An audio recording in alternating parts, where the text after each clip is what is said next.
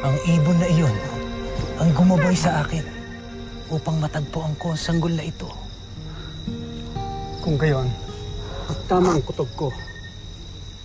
Ang ibon na iyon ay isang diwata.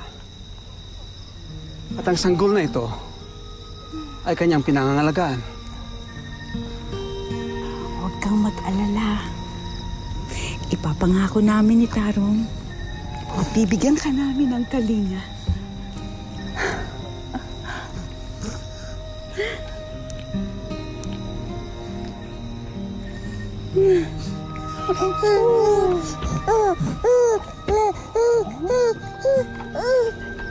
Mga kabanwa, tayo na.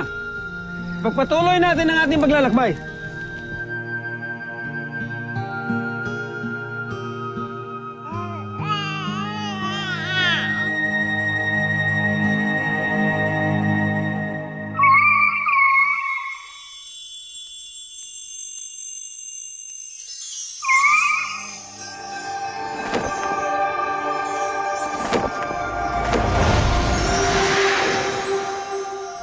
Magayon, anong iyong ulat? Yumao na si Ina Giginid. Siya na humalili kay Malandok, ang diwata ng digmaan. Napaslang siya ng mga banyaga. Sa pagpanaw ng diwata ng digmaan, wala na iba pang diwatang makakalaban sa mga dayuhan. Sino ang tutulong sa mga katutubo upang itaboy ang mga kaaway lalahon? Wala nang tutulong pa sa kanila. Tuluyan ang masasakop ng mga dayo ang lahat ng mamamayan at wala nang diwata ng digmaan na gagabay sa kanila. Ngunit, ang kapangyarihan ni Ina Giginid ay nabubuhay pa. Iyon ay kanyang isinalin sa kanyang anak na may dugong diwata. Nasaan ang kanyang anak? Ang sanggol ay natagpuan at dinala ng mga nagsilikas patungo dito sa Ilay.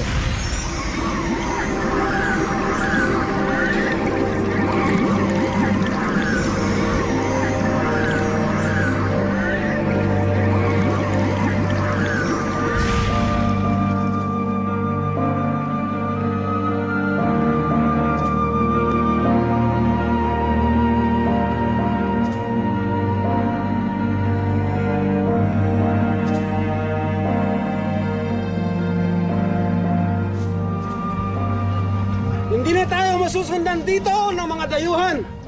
Aking kabanwa. Mula ngayon, dito na tayo maninirahan. Kaya tayo na. Gumawa na tayo ng ating matutuluyan.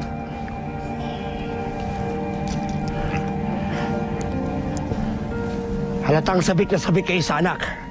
Kaya marahil pinagkaloob siya sa inyo ng diwata.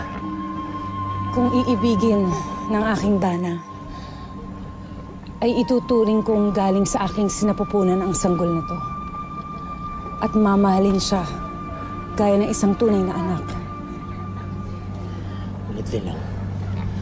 Hindi tayo nakakatiyak. Maaaring buhay pa ang kanyang mga magulang. Kung buhay pa sila, Tarong, hindi ba dapat sa kanila nagtungo ang ibong diwata upang ituro ang batang ito? Tama si Nilang, Tarong. Maaaring lapas lang ng mga dayo ang tunay na magulang ng bata. Kaya't ipinagkaloob sa inyo. Kung ganon, ako ay magiging mabuting ama sa batang ito. Ituturo namin nililang sa kanya ang ating kaugalian.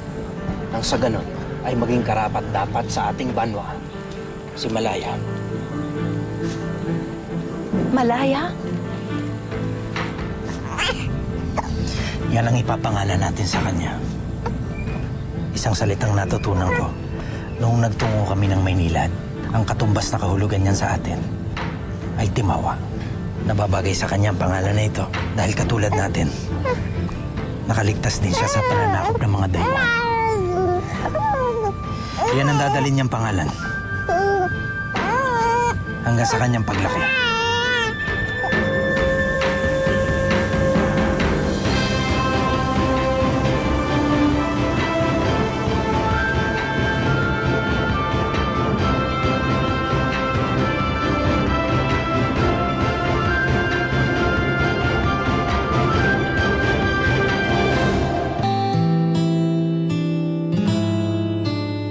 Tuklasin sa dilim ang mundo.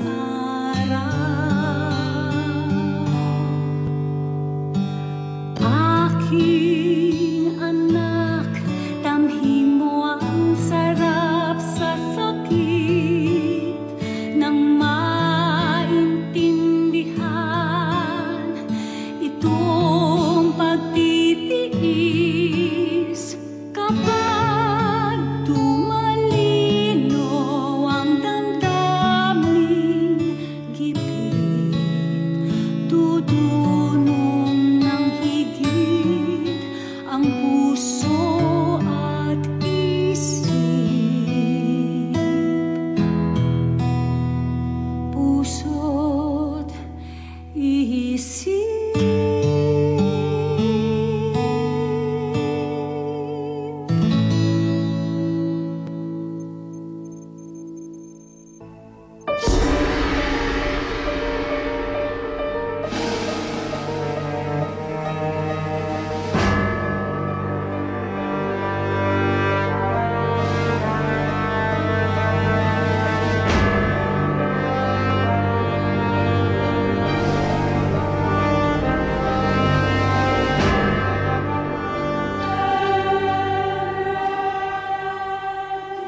Padre et Filii Sancti. Amen.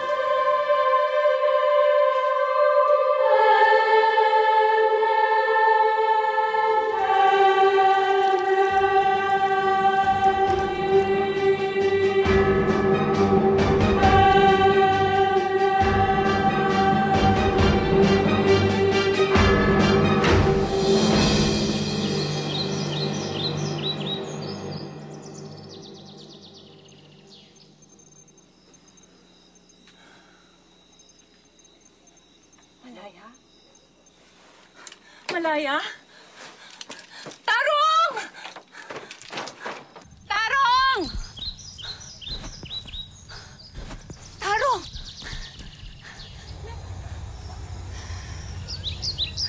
Nariyan pala kayo. Pinakabanin niyo ako. Ano yung ginagawa rito? Tinuturo ko lang kay Malaya ang ating pinagmulan. Ninang, napakalayo na natin sa ating dating tahanan. Ano na kaya nagaganap sa ating mga iniwan? Nawa ay tama sila, Tarong. Sana nga ay maging mabuti sa kanila ang mga dayuhan.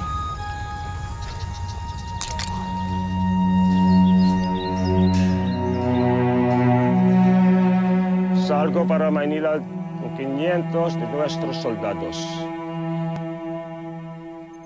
Dicen que Maynila es mucho más rica de esta tierra.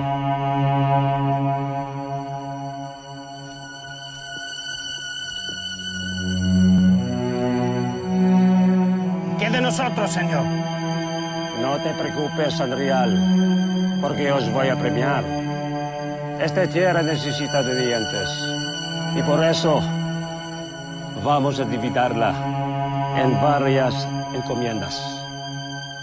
Morga, el oriente, Sebastián, el oeste, y tú, Arranque, la tierra en el norte. Y tú, Antonio Sanrial, hasta donde puedes ver, es tuyo.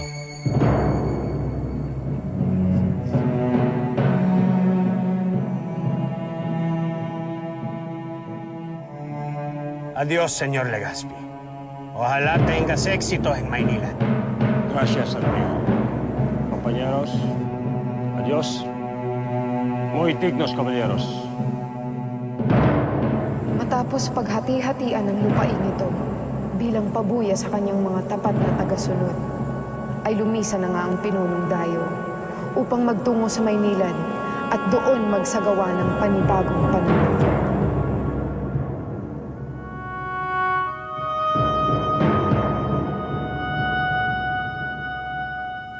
Sa paglisa ng kanilang pinuno, ano ang naghihintay sa lupain ito sa kamay ng kanyang mga iniwang alagad?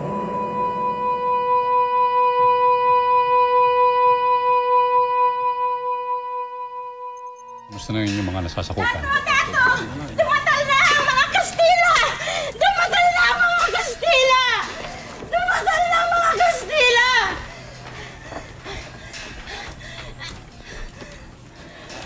Bitiwan ninyo ang inyong mga sandata. Hindi tayo makikipag-away sa kanila kundi makikipagkaibigan. Bigyan natin sila ng mainit na pagtanggap.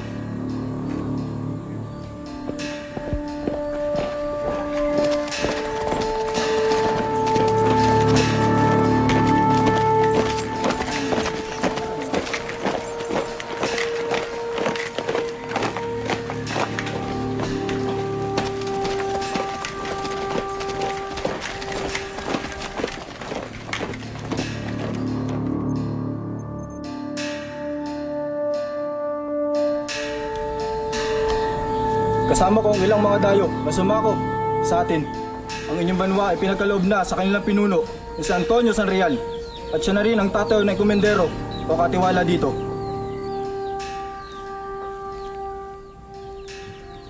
Kinalulugod namin kayo makilala.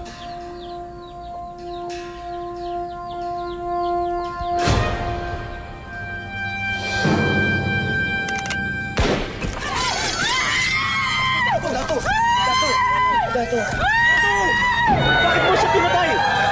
Ang dato ay nakipagkaibigan lamang! Están envueltos en oro! Vamos a quedar ricos en esta tierra!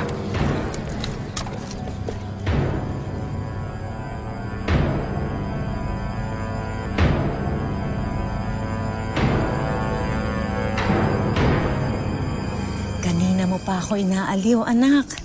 Ngunit kailangan ko nang ipaghanda ng kakainin ng iyong ama. Ha?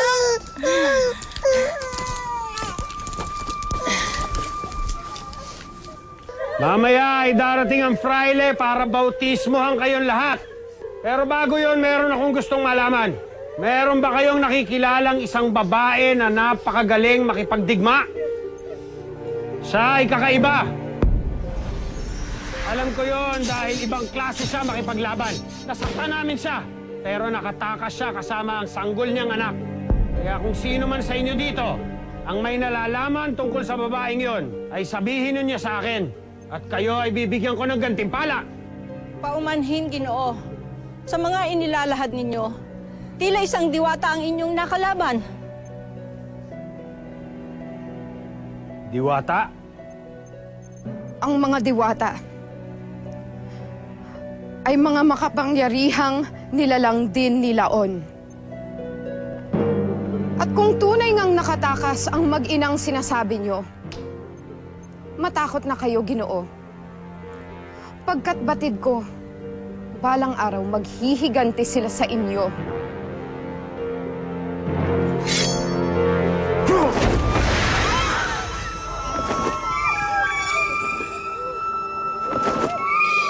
Isang diwata.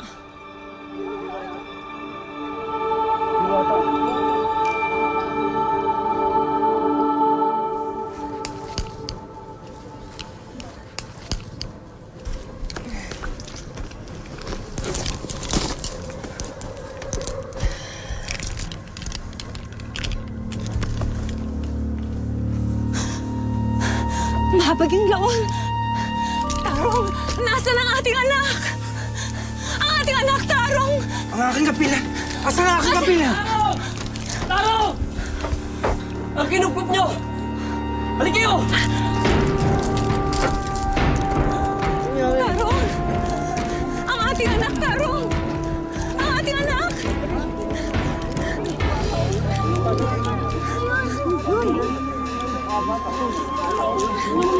Dapat